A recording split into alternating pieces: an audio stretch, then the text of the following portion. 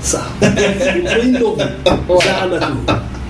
Mais de temps en temps, il y a un peu d'ironie, n'est-ce pas? Donc, non, mais c'est pas méchant. C'est pas méchant, ce n'est ni du persiflage, ni de la méchanceté. Donc, or lui, il s'est prêté à ce jeu. On a voulu théâtraliser cette ouverture, et la théâtralisation, c'était le retour des opposants. En 89, une sorte de réconciliation avec l'opposition. Sans la réconciliation, va se matérialiser par le retour de deux opposants. Un opposant qui est des plus anciens, un des vétérans, c'est Aït Ahmed, qui revient, et il revient avec un staff dans un avion, avec une réception grandiose à l'aéroport, tout le monde se souvient. Ensuite, pour ne pas faire de la même façon, rentrer autrement, il faut faire un geste qui frappe les imaginations. Ben Bella, comme il a changé la date de l'indépendance, c'était le 3, il en a fait le 5 pour effacer le débarquement de Sidi Ferruch. C'est lui qui va débarquer effectivement. par bateau. Oui. Il débarque à Alger, donc avec une grande réception dans le port. Je me souviens, j'ai été un peu médisant, un peu méchant, mais c'était goguenard et sarcastique. J'avais à cette époque, j'étais un peu fou, j'écrivais... Non, mais tu étais méchant. Tu avais écrit un article sur Ali Ben Bella. Non, Ali Baba... Ali Ben Bella. Ali Babala, c'est Ali Baba. Baba, j'ai ajouté là, Ali Babala, et les 40, j'ai mis des points de suspension. Je ne voulais pas les traiter de voleurs, parce qu'il y a quand même une moralité. Et je ne sais pas qui ils sont. J'avais écrit un article, le retour de Ali Babala et les 40. J'ai mis de points de suspension. Et je me suis gaussé de cette façon de revenir au pays pour essayer de revenir en libérateur, parce que c'est très important du point de vue de la symbolique. Celui qui lui a suggéré ça est diabolique. Il efface l'arrivée.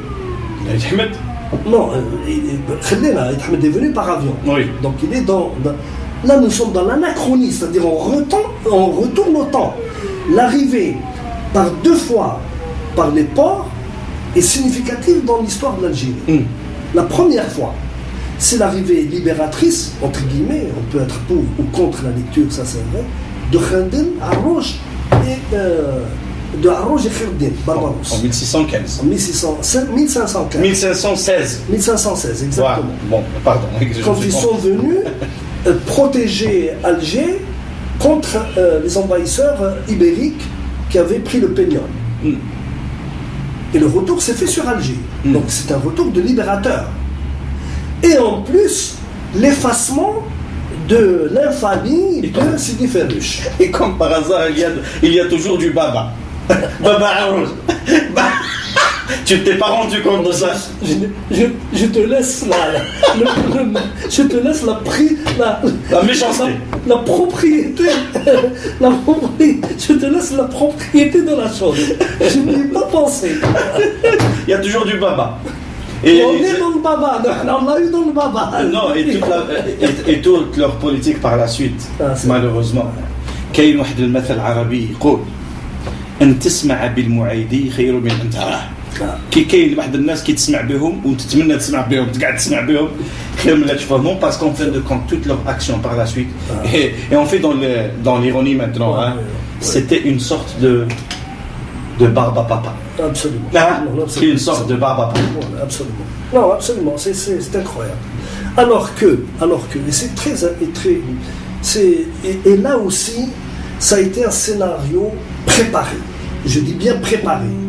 Parce que, autant on peut dire que Ahmed a conduit son mouvement oppositionnel dans une sorte de sérénité, mis à part la période de la résistance du Maquis. Et puis, il faut reconnaître il a hérité. Effectivement. Et puis, il faut reconnaître à Ahmed la constance, la démarche, l'idée, le contenu. Absolument. Le contenu aussi. Oui. Mais moi, déjà même dans l'appellation du MDA, et excuse-moi, je me demande où est-ce que Ahmed avait appris la démocratie. Tu parles de Ben Bella.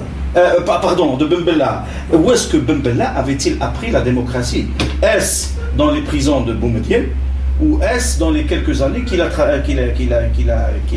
vécu en France avant la création du MDA et le retour en Algérie en 89?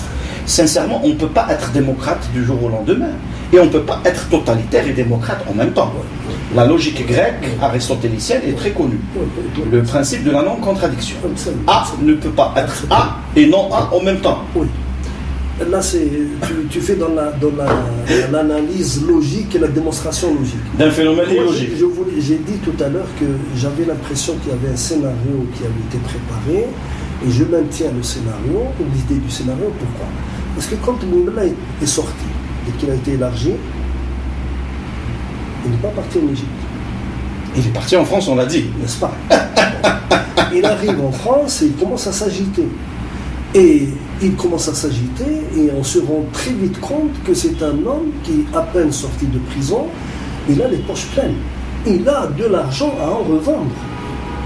Et du coup, il initie, il crée des revues, journal, il commence à regrouper des gens. Nous-mêmes, à la revue Nejma, il a sollicité 2 membres du comité directeur de la revue qui sont allés se sont déplacés, ils l'ont rencontré à Londres. On ne savait pas pourquoi il avait fait appel à la revue Nejma par le biais de quelqu'un dont je ne donnerai pas le nom. Et quand ils sont allés, il leur a dit, écoutez, votre revue a combien vous tirez, moi je peux financer. Je peux financer. Et quand ils sont revenus, on a discuté, on a fait une réunion, on a dit non, on en veut pas. Non, nous sommes des gens modestes. Si du jour au lendemain notre revue va devenir très importante, c'est le meilleur moyen d'attirer l'attention. C'est-à-dire que finalement nous recevons des subsides. Nous sommes une petite revue modeste, nous voulons rester une revue modeste et indépendante. Donc il y a eu ça, et il a recruté des gens, il a commencé à... Il y a beaucoup de gens qui sont devenus des permanents. Donc c'est le système de la permanence. Moi je connais une bonne partie de cette histoire, etc. Mais le plus important dans cela... Le plus important c'était que tout ça... Est-ce une rupture? Est-ce une rupture dans la continuité? Est-ce une manipulation à partir de la Constitution de 89? Est-ce une transformation? Ou est-ce une métamorphose ou juste un maquillage Attention, le MDA est né avant. Non, je ne parle pas du MDA. Moi, je reviens à la question de départ. Oui. Le MDA est bien avant. Et je parle de ce qui a suivi la Constitution de 80. Est-ce une rupture? Non, j'ai dit que c'était les deux. C'était les deux parce que dans la continuité, c'est simplement un replâtrage et un remodelage et une intégration de l'ancienne opposition qui avait été écartée jusque-là, mais il y a une nouveauté, il y a une rupture. C'est l'apparition de nouveaux partis politiques. Et là, il faut faire très attention. Je crois que les politologues, nos collègues et amis politologues devraient étudier de manière extrêmement attentive ça.